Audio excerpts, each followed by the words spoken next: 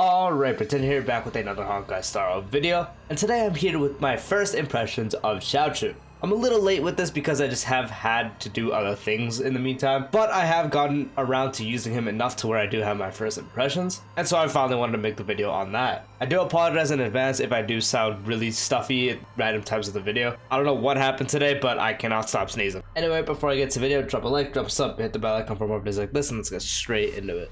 So starting it off with what we did know and such, I honestly didn't have the highest expectations for him. Because you look at his kit, you read it out, and you're like, okay, it's probably just going to be a debuffer, and we knew he was going to be like the Acheron best support. But through his kit, he honestly didn't have much value on other teams. Yes, he still can be used on other teams, but we already have 4 stars that work just as good on other teams. We have characters like Pela, who has been used since practically the beginning of the game. And then the third limited character, Silver Wolf, was practically also on any single team you wanted to run, because her being able to lower attack, lower defense, lower speed, and especially implant weakness, and also a lot of lower defense next to the ultimate, just practically having Pela be an AoE ult of Silver Wolf, while Silver Wolf had the implant and a single target defense shred. And then later in the game we had other 4 stars like Gwenifin. We always had Welt as a standard character as a debuffer, and so overall there really wasn't much value for Jiaoqiu because he didn't do anything too crazy,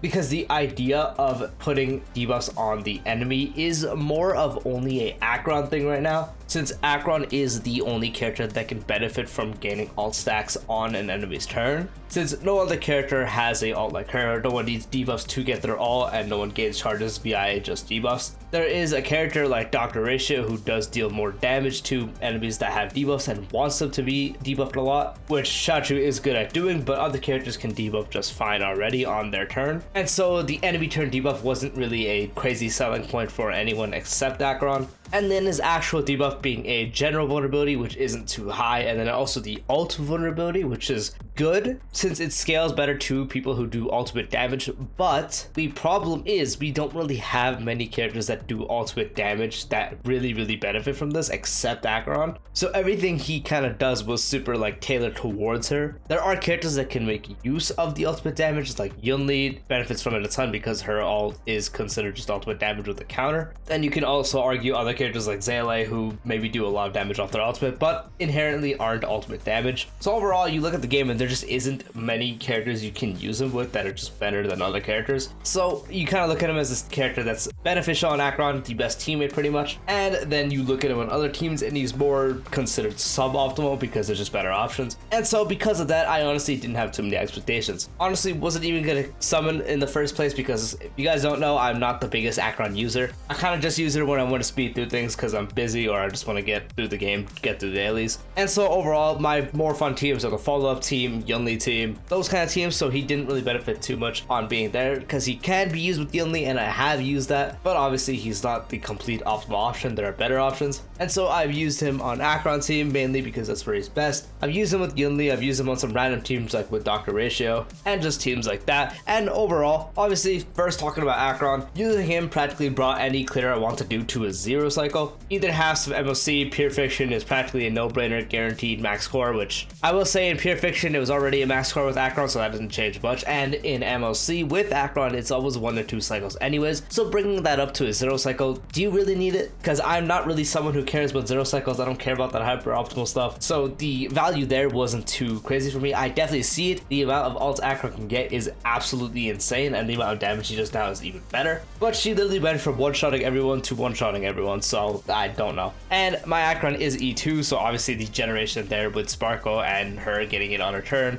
all that playing together on the team, it's very broken and also very brain dead. So I can definitely see the value brought there. Definitely brought Acheron from clearing everything to clearing everything even faster. So if there is a time where Acheron might start to fall off, I think Jiaoqiu is definitely going to be more valued there because now he's able to keep her up to speed. But for now, it doesn't really matter. And then talking about other teams, he performs as well as I expected. He is just a debuffer, making enemies take more damage. Personal damage, obviously nothing great, but his core role is a debuffer rather than doing damage, and he performs as well just fine. I've used him with Yunli. I still don't think I like using him on Yunli too much. I think I'll stick to having Ting Yun on that team and just have the Yunli hyper carry. With Dr. Doctor ratio, I think it's just better on the default team. But so once again, he is suboptimal on those teams. You can still use him completely fine. He works completely fine on those teams. But once again, he is suboptimal. He is not the best option unless it is a Acheron team. So overall, you can say I'm satisfied. I got what I expected. I'm not blown away with his performance or anything. It's really just aligned with my expectations. Though I will say, I still do strongly believe, I do think he's going to have a future use. Because if we look at someone like Feixiao who does ultimate damage, there's a chance that in the future,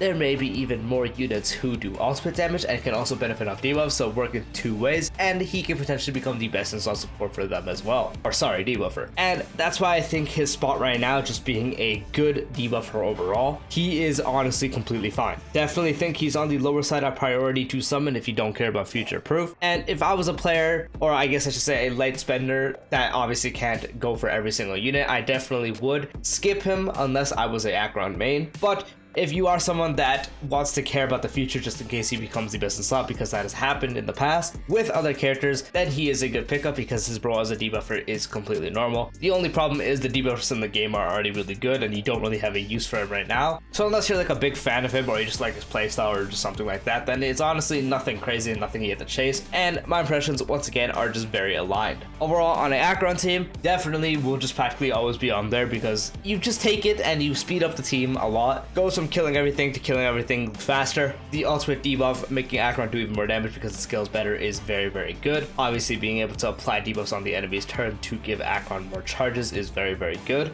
And then also having vulnerability from his talent. On top of that, being extremely easy to use and also more vulnerability from his own signature light cone. His role as a debuffer on that team is just perfect. So Acheron, very, very satisfied on his performance there, as much as expected still. On other teams, his performance is still very much expected. Nothing, again, super blown away. I'm expecting what he was gonna do and I was practically just right about it. But once again, the unique way of being able to apply debuffs on the enemy's turn rather than just have dot proc, which doesn't actually be considered as a debuff, because the dot themselves, when you apply them with some other dot characters, it is considered a debuff, but when it procs, that's not considered as applying a debuff. The reason it works on Jiaoqiu is because he's applying the Ash and Roast on the enemy's turn when they go, and that being a debuff gives Acheron a charge. And I feel like in the future there may be a unit similar to her that might benefit off that a lot, such as applying debuffs. Maybe a lower percent might buff stats like crit rate, crit damage, and all that on enemy's turn. So getting the bunch of Ash and Rose stacks you can apply on the enemy's turn might become beneficial in the future. Someone could have a similar ult. There's just a lot of ways in the future that there could be a new best in slot DPS that he's going to be the best in slot debuffer with. But for now, Acheron team, best team for him. He is extremely good on there. Every other team suboptimal, you can kind of just expect the performance to be okay, but there are better options. But if you like him, very good pickup. Again, for me, think he's a good pickup, especially for considering the future, potentially being a better DPS that might work with him really well. Hopefully that'll be the case because I do want to see him get more value as time goes on. But overall, first impressions, he is very much aligned with my expectations. And yeah, that is the first impressions on Jiaoqiu. Again, just completely expected. I'm not blown away. I'm not disappointed. You can say I'm overall happy because obviously my expectations is for a unit to perform as the role that I expected. So you can say I'm pretty happy with it. But if you guys did summon for him, let me know if you guys tried him on different teams, if you guys are satisfied with his performance, because his role as a debuffer is very good. But just him not having the optimal team besides Acheron, there just isn't much value except if they do make a new DPS that works well in the future. Yeah, that's all I gotta say. Peace out.